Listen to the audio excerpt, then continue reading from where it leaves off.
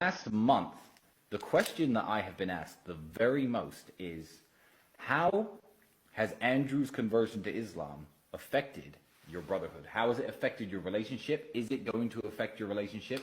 Is it going to be strange living in a household with two faiths? Are you going to convert? These are a bunch of questions that have obviously come through, and I'm going to try to answer all of them within the next few minutes. So, Andrew's initial point about Islam he was making many months ago, before he officially went loud with his conversion. I knew about his thoughts and the way his heart was leaning for a very long time. And Andrew made a very good point, a very strong point. And his point about Islam was this. He said, if you walk around a Catholic country, a country like Italy, and you insult Jesus Christ, or if you walk around England and you insult Jesus Christ, you could say offensive things about him. You could tell an English person or an Italian, here you go, say something bad about Jesus Christ or your God. Here's some money. Will you do that? And people would do that largely as a whole.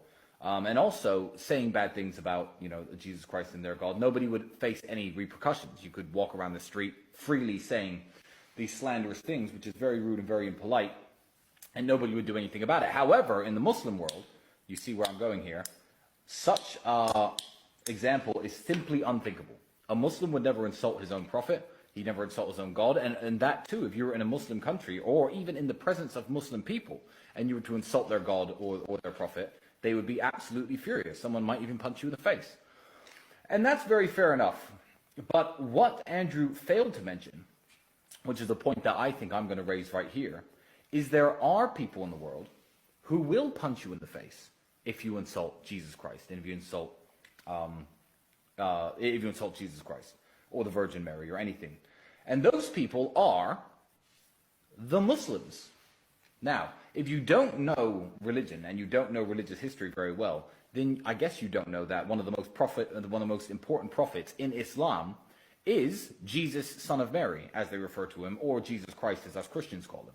So this, Dubai, the Middle East, the United Arab Emirates, the Muslim world is a part of the world where you could not walk around and freely insult Jesus. So I feel perfectly at home in the Middle East, and I feel perfectly at home living with my brother, who is now a Muslim.